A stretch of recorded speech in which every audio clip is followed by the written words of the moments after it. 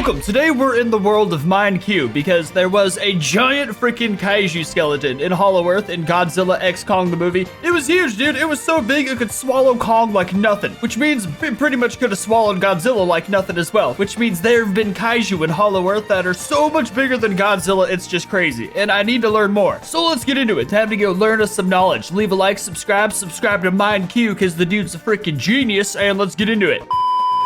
Here we go! This is exciting. So much news. I'm so happy the movie's doing really well, so we'll for sure get a sequel. It's all about those sequels, baby. Destroyer. How big is the Mega Titan that was seen in one of the trailers of Godzilla Kong: The New Empire? Yeah, this thing. Well, Mind-Q is here to answer that question. Well, thank God. Though, we will not be making any Monsterverse videos till the New Empire is released, and we will again be waiting for some time before making any review or breakdown videos on these titans after the release. This is to allow the viewers to see the movie first before spoiling anything. You got to appreciate a gentleman. So many people were spamming out like spoiler clips trying to get any precious views they could get. And then there's this legend waiting till everyone's gotten a chance to see the movie. But if you're too even I didn't wait that long, then no mercy for you, boy. Anyway, let's get to this topic at hand. So this photograph is quite popular now in social media and in YouTube as well, where many channels have showcased the released TV spots. Funny, when we break down one of these, we get a strike. Screw you, Warner Bros. Anyway, so the Super Mega Titan was shown in one of the scenes in the foreign TV spots, and it acts as a bridge for Kong and Zuko to cross over. The size of the skeleton is, in the words of Russell Peters, is mind-blasting. This mega gigantic skeleton seems to be serpentine at first, with some claiming it to be the Monsterverse equivalent of the Norse world serpent, the dreaded Jormungandr, that will lay waste to the world in Ragnarok. So yeah, it does look to be serpent-like in appearance, with the extremely long tail segment. I guess you got to imagine anything that prehistoric and ancient and ginormous would necessarily have a very basic design, and a serpent is about as basic as it could get, so that's perfect. But oh damn, nope, it isn't, and we will tell you why. If you look at the skull, for instance, it doesn't seem to appear like any reptilian. It doesn't look like a snake or an amphibian skull at all. In fact, it has mammalian features. It has the exact dimensions and design of a mammal from the group called Carnivora. See, in the movie, you actually get a better shot of it, which would definitely, I guess, falsify any claim that it's a serpent, but I don't know. It could still be a serpent with mandibles, maybe. Which includes the bears, wolves, felines, canines, and even weasels and lemurs. Damn. So let us show you a skull of a bear and place it right next to the image. Doesn't that look almost identical? Okay, then, damn it. Half a skull, just the upper half. That's exactly like the skull of the Mega Titan. So you tell me it's a freaking bear kaiju that big? Cause that sounds apocalyptic. Secondly, just after the skull, and beside the neck vertebrae of the Mega Titan, we see a type of plate-like bone. And this, my friends, is called the scapula, which is present between the ribs and the skull. And from the scapula, joints emerge, which extend into arms or front limbs. So this Mega Titan is not a snake at all, but a four-legged beast with a very long tail. Yeah, that's insane. See, that's why I went to this video. Now I have a better understanding of it. Can you imagine that existing though? So how long is that skeleton? Pretty long, yeah? It actually acts as a bridge between the two realms in the Hollow Earth, with a massive river in between that gorge. One side is green and full of vegetation, let's call it Midgard, and the other side is full of volcanic eruptions and lava fields, with an ashy and smoke-filled atmosphere. Let's call this Muspelheim. Now, in order to know the actual size, we have to create a skeleton that resembles it. After that, we will use an image of Kong who is present there in that scene as a reference point or a reference size so that we can extrapolate and properly assess the length of the dead Titan. Mathematics. Now let's do this. So abracadabra, boobity boobity boop. Here we can see that Kong is in fact tiny even compared to half of the skull of the Super Titan. It crazy, looks like Kong bro. is just but a mere cookie compared to it. So if we can agree that this is the same size of Kong in the image and compared to our edited skeleton, then we can begin extrapolation. Here we see there is a total of 32 Kongs lined up one after another to complete the length of the dead Titan.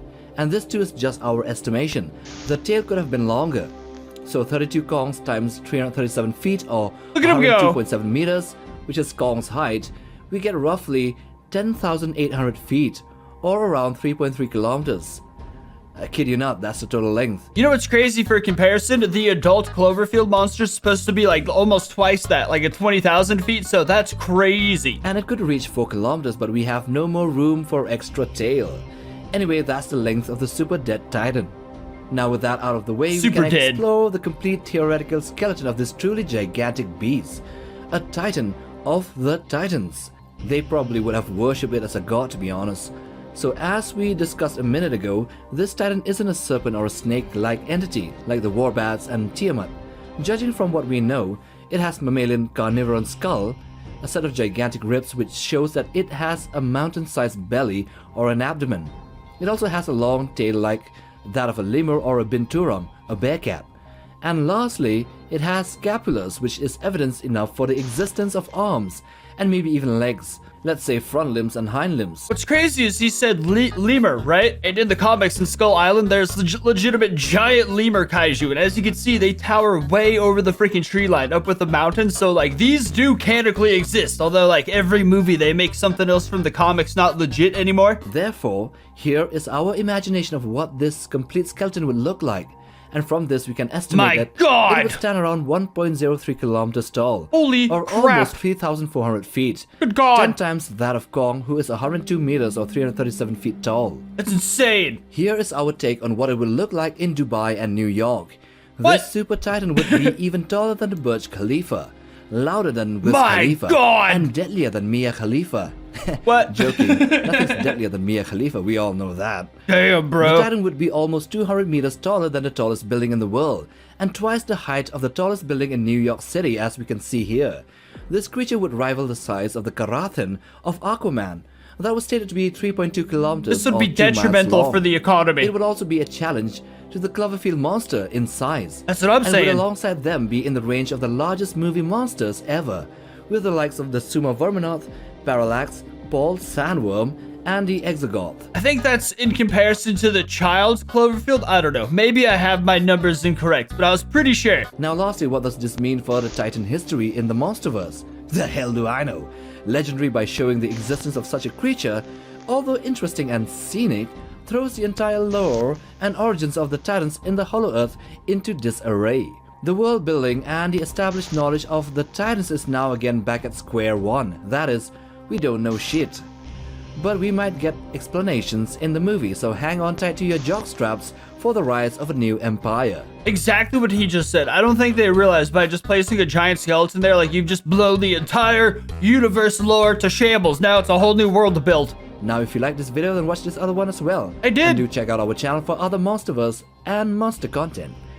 Like, subscribe, and we'll see you in the next video. Okay, see, this Space Godzilla, this Titanic Space Godzilla is very interesting right here, because as much as I'd love for Destroya to be the next villain, see, this artwork exists in the comics. It showcases a bunch of Kongs at war with a flying Godzilla. Usually, I'd say that's just like trippy artwork that doesn't actually have any meaning to it, but that's what I thought about the Call of Duty Shimo cave paintings as well, and that turned out to be completely 100% predicting what was going to happen. So I'm forced to believe that there is a flying Godzilla in the near future of the freaking Monsterverse, and there's only one that could be necessarily, which is still pretty damn exciting. So this image that he used at the end of this video is very freaking cool too, because that's legit like what it would necessarily look like. That's what Godzilla looks like in that universe. It would be like a Titanic Monsterverse style Space Godzilla. This necessarily may be the next villain, and the fact that the movie's doing really well box office wise means we're definitely getting a sequel. So this could literally be in our life in like 2 to 3 years. It's very freaking exciting.